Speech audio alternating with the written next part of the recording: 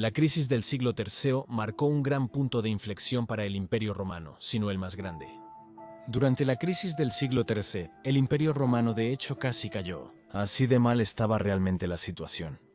El imperio se había dividido en tres partes, con dos facciones rebeldes declarando su independencia de Roma. En el oeste, el Imperio Galo, y en el este, el Imperio Palmireno. Además, había levantamientos de generales en todas partes. Se proclamaban nuevos emperadores con regularidad, y el imperio estaba en un estado de guerra civil constante. Para empeorar las cosas, una plaga asoló la población del Imperio Romano, y para empeorarlo aún más, al mismo tiempo, se produjeron enormes invasiones bárbaras a una escala sin precedentes, saqueando muchas ciudades y devastando grandes áreas, incluso saqueando ciudades y vertederos, incluso ciudades al sur como España o Grecia. Fue de hecho un tiempo muy oscuro para Roma, pero inesperadamente, Roma sobrevivió. Y no solo sobrevivió, sino que vio muchas reformas que de hecho le permitirían sobrevivir 200 años más en el oeste, y unos asombrosos 200 años más en el este. Por lo tanto, podríamos ser llevados a creer que el Imperio Romano se recuperó completamente de esta increíble serie de calamidades. De lo contrario, no podría sobrevivir. ¿O se recuperó? ¿El Imperio Romano realmente se recuperó completamente de la crisis del siglo III? ¿O fue solo una recuperación superficial, cuando en realidad el daño que se había hecho era tan profundo que en realidad continuó creciendo bajo la superficie? Continuó supurando como una úlcera, mientras que superficialmente todo parecía genial de nuevo. A menudo pienso cómo es posible que el Imperio Romano sobreviviera a la crisis del siglo III. Si tuviera que poner probabilidades a que el imperio sobreviviera a una serie tan insana de calamidades, habría dicho tal vez un 20% como máximo. Y sin embargo, no solo sobrevivió, sino que sobrevivió durante 1200 años más, lo cual es un poco más largo que desde la fundación de la ciudad de Roma hasta la crisis del siglo III. Por lo tanto, la crisis del siglo III marcaría en realidad solo el punto medio, o un poco antes del punto medio de toda la historia de 2200 años de los romanos, que abarcó desde la fundación de Roma hasta la caída de Estambul, o sus últimos estados Trump. Por lo tanto, se nos llevaría a creer que la increíble suerte que tuvieron los romanos, a saber, engendrar una serie de emperadores muy capaces, que estaban exactamente en el lugar correcto en el momento correcto, solucionaron todos los problemas que tenían. Y ese fue el fin del imperio. Estaba el heroico emperador Galieno, que logró reinar durante unos increíbles 15 años en ese tiempo caótico, lo cual es un logro en sí mismo, cuando normalmente nadie duraría ni siquiera unos pocos años antes de ser asesinado, ya sea por la guardia pretoriana, o por soldados enfadados, o por un rival. Galieno derrotó a muchas tribus germánicas invasoras y también fue el primero en darse cuenta de la importancia de la caballería, creando el primer cuerpo de caballería dedicado. Luego estaba Claudio Gothicus, quien luchó con éxito contra los Alemanni y derrotó decisivamente a los temidos godos. Luego el legendario Aureliano mismo, quien en el lapso de solo 5 años reunificó el imperio, derrotando a ambos imperios separados y también derrotando a los godos vándalos Jutungi, Sármatas y Carpi. Luego Probo, quien derrotó a varias tribus germánicas y reconquistó los perdidos Agri de Cumatis en Alemania, y se decía que había derrotado a los Luigi tan absoluta y completamente que nunca volvieron a representar una amenaza para Roma. Y por último, por supuesto, el propio Diocleciano, quien con sus reformas de gran alcance parece haber estabilizado el imperio hasta tal punto que así volvería a alguna forma de normalidad durante unos 100 años, o lo hizo. A primera vista, al observar solo los mapas, las cosas parecen mejorar. Las invasiones bárbaras se detuvieron, y durante cerca de un siglo no amenazarían al imperio en esa magnitud.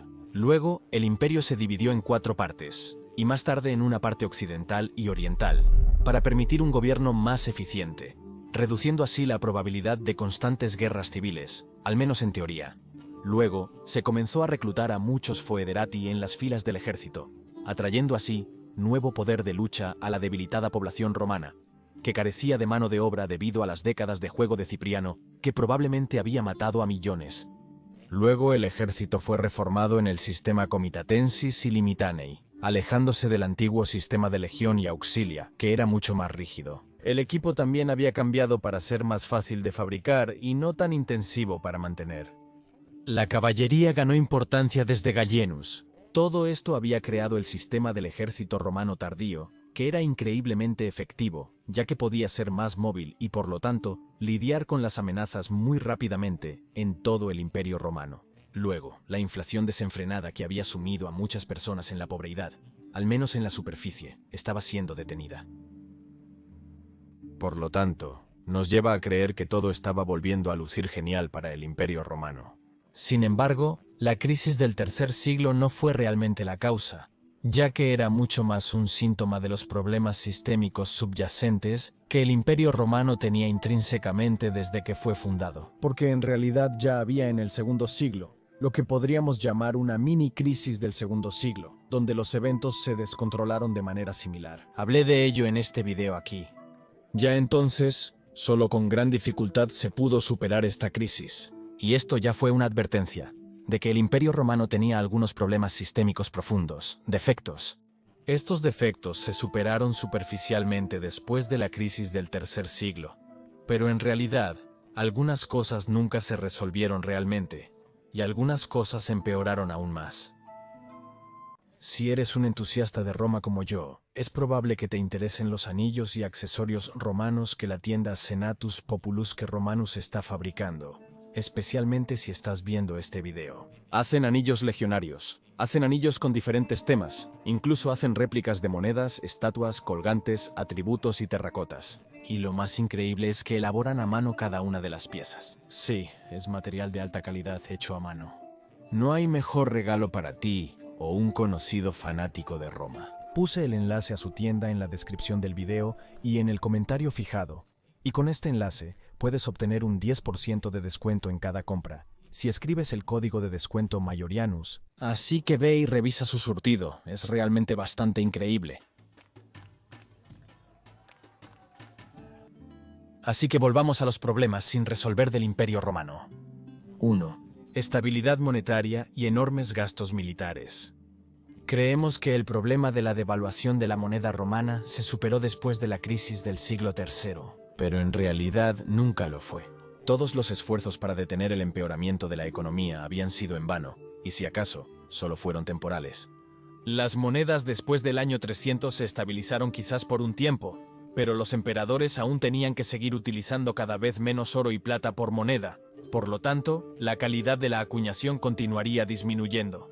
El problema era que en la crisis del siglo III, causada por la plaga de Cipriano y paisajes enteros devastados por invasores bárbaros, muchas minas de oro y plata fueron realmente abandonadas. Las grandes minas de oro en Hispania ya habían sido abandonadas en la crisis del siglo II, y muchas de las otras minas ahora estaban vacías o ya se habían agotado. Pero el problema de que el enorme ejército exigía mucho pago nunca se resolvió. Se cree que a veces hasta el 70% de los ingresos fiscales totales del Imperio Romano se utilizaban para mantener al ejército.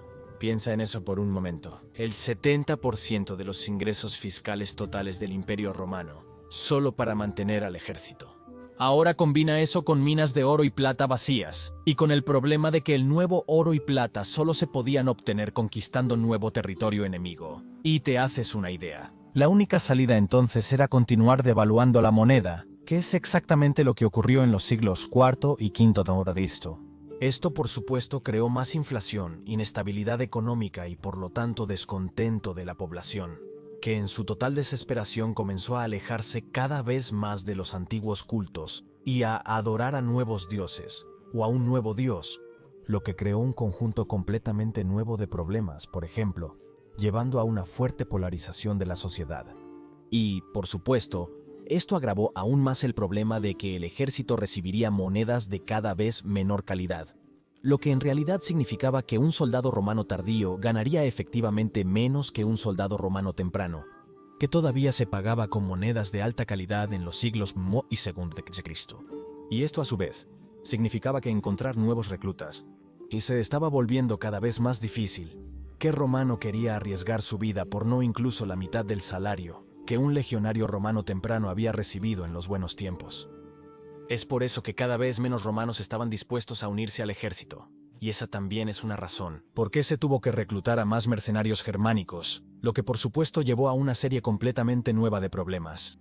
Así que ves, nunca se resolvió el problema de la devaluación de la moneda, ni el problema de la falta de nuevas minas de oro y plata, ni tampoco se resolvió nunca el problema de que el ejército romano necesitaba una cantidad increíblemente alta del presupuesto de todo el imperio para funcionar correctamente. Por lo tanto, este problema continuó pudriéndose y pudriéndose bajo la superficie. Y así solo era cuestión de tiempo hasta que la próxima crisis externa golpeara, que expondría brutalmente estos problemas nunca resueltos. Aunque parecía que el Imperio Romano tenía mucho éxito en reformar el ejército, el gran problema simplemente era el inmenso tamaño del imperio y sus largas fronteras. Los romanos simplemente nunca habían anticipado que invasiones de tal escala fueran posibles. Se consideraban invencibles y eternos, y de hecho, los romanos realmente creían que su imperio sería eterno. El problema con fronteras tan largas simplemente era que solo había una línea de defensa. A lo largo del río Rin, en la frontera con las tierras salvajes de Alemania, existían fuertes militares conocidos como castellums, torres de vigilancia y sistemas de murallas. Esto, claro, funcionó bien por un largo periodo. Sin embargo, si por alguna razón una tribu germánica lograba de alguna manera superar estas defensas, no había realmente una segunda línea de defensa. Después de esa única línea de defensa, solo había campo abierto, que simplemente estaba allí listo para ser tomado. No, más aún, debido a la excelente red de carreteras romanas, los invasores podían viajar cómodamente por todo el imperio a grandes velocidades una vez que habían roto esta primera línea de defensa. Claro, había otros fuertes militares aquí y allá, pero estaban demasiado dispersos, por lo que se tenía que llamar al principal ejército comitatensis para lidiar con estos invasores. Pero para cuando llegó el ejército principal, los invasores probablemente ya habían saqueado innumerables ciudades. Y este problema nunca se resolvió. Se hizo muy evidente a principios de los 400 cuando una y otra vez los invasores germánicos lograron penetrar profundamente en Italia, donde fueron derrotados por el heroico Magister Militum Stílico, solo con gran dificultad. Y se hizo muy evidente cuando después del 406 después de Cristo, muchas tribus germánicas lograron romper las defensas del Rin y se derramaron en Francia. Una vez que lograron superar las defensas del Rin, solo había tierra abierta, que podían atravesar sin oposición. Los romanos nunca lograron construir una segunda o tercera línea de defensa para frenar el avance de posibles invasores extranjeros. El mismo problema se podía observar en el extremo este del imperio, donde áreas enteras de tierra eran regularmente conquistadas y perdidas y reconquistadas nuevamente por los persas en guerras largas y agotadoras. Pero para mí, el mayor problema del Imperio Romano fue que nunca hubo un sistema de sucesión coherente. Los romanos nunca lograron establecer un sistema de sucesión ordenado de un emperador al siguiente, sin guerras civiles. Solo brevemente los romanos pudieron hacer eso, pero también entonces, solo por un tiempo limitado. Uno de los mejores ejemplos donde parecía que los romanos finalmente pudieron establecer un sistema de sucesión ordenado fue en la era dorada de los 5 buenos emperadores. Entonces, se había establecido brevemente un sistema de adopción, pero como sabemos, no duró ni siquiera un siglo. Y luego fracasó espectacularmente, con un tirano convirtiéndose en emperador que sumergiría al imperio en el caos. Pero mientras el imperio aún era joven y vital, una guerra civil aquí o allá todavía podía ser soportada. Pero el problema era que cuando surgían otros problemas, especialmente grandes como invasiones bárbaras y plagas, realmente no era el momento adecuado para las guerras de sucesión entre emperadores rivales. Pero sucedió exactamente así. Ya durante la crisis del tercer siglo, un número incontable de emperadores rivales y nuevos emperadores eran proclamados a diestra y siniestra y luchaban entre sí en sangrientas guerras civiles que costaron innumerables vidas romanas. En lugar de unirse contra un enemigo común, los romanos luchaban contra los romanos. Y fue, como dije, solo por pura suerte y una increíble serie de emperadores capaces que el Imperio Romano sobrevivió a la crisis del tercer siglo. Pero este sistema de sucesión desordenado y caótico nunca se resolvió. Diocleciano había intentado reformar esto, pero su sistema de la tetrarquía no duró ni siquiera 30 años, y una vez más, el imperio se sumergiría en guerras civiles una y otra vez. Y mientras los invasores germánicos estaban saqueando el campo en Francia e Hispania, después del 407 después de Cristo, el ejército romano occidental en realidad estaba luchando al menos contra tantos usurpadores como contra los invasores germánicos. ¿Puedes imaginar cuánta mano de obra costó eso en un tiempo donde tales cosas eran realmente lo peor que podría suceder? En un tiempo donde reclutar nuevos hombres romanos se volvía cada vez más difícil. En un tiempo donde las minas de oro y plata dejaron de rendir buenos resultados. Así que para mí, es este último punto el que nunca se resolvió con éxito. Que incluso después de la crisis del tercer siglo no se resolvió. Que finalmente quebró el cuello del Imperio Romano Occidental. Podrías decir con razón que tal vez el sistema del emperador en sí era un mal sistema y que el propio Augusto tenía la culpa. Pero vimos que el sistema de la República Romana también era inestable.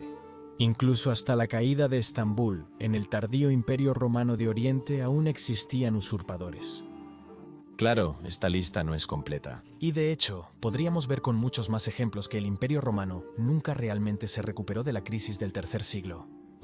Después de ese tiempo, se cree que la población romana nunca volvió a alcanzar los máximos que había visto en los primeros y segundos siglos antes de que la peste antonina matara a millones, ya en los años 160 y 170 después de Cristo.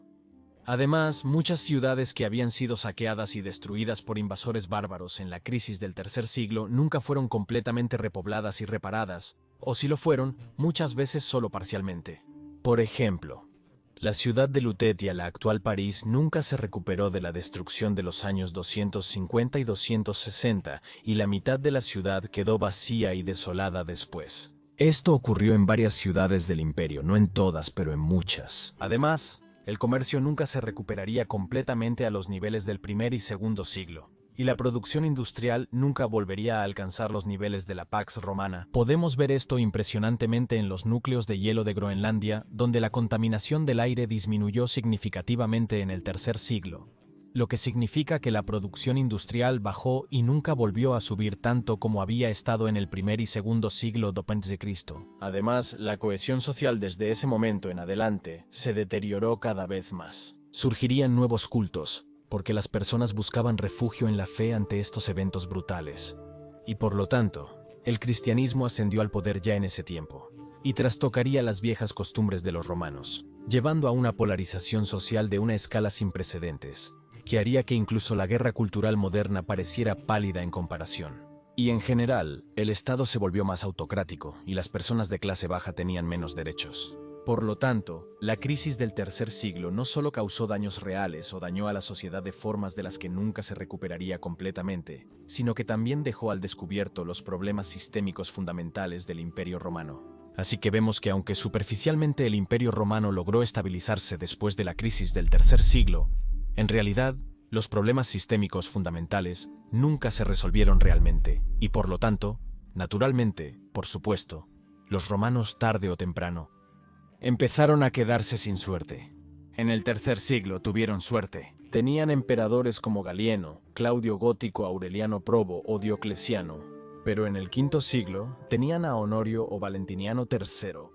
No siempre puedes tener suerte. Y cuando tienes un sistema defectuoso y te quedas sin suerte, entonces la catástrofe golpea brutalmente sin remordimientos, dejando al descubierto todos los problemas sistémicos de una manera muy visible. Así que para mí al menos, mientras que el Imperio Romano aprendió algunas lecciones muy importantes en la crisis del tercer siglo, en otros aspectos no lo hizo. Por lo tanto, el Imperio Romano de Occidente cayó 200 años después. Y por las mismas razones, el Imperio Romano de Oriente también cayó. Porque si hubiera habido un sistema de sucesión estable, quizás tampoco hubiera tenido que caer en absoluto. Y podría haber todavía un Imperio Romano de Oriente incluso hoy.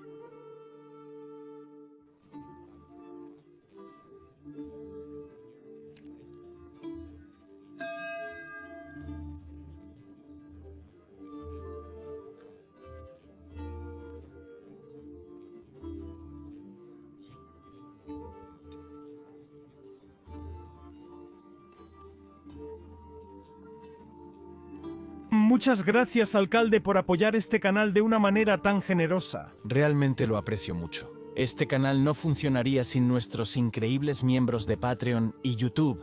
Quiero agradecer a todos los que apoyan este canal de cualquier manera. Gracias a ti, Biago Amici. Y si quieres aprender más sobre las constantes guerras civiles que básicamente quebraron el cuello del Imperio Romano Occidental, puedes ver este video en la esquina superior derecha. Pero si quieres aprender más sobre la guerra civil de Constantino y Maxencio, puedes ver el otro video en la esquina inferior derecha. Doy las gracias de nuevo a todos los amigos de la historia romana. Gracias a ti, Biago, y que estés bien.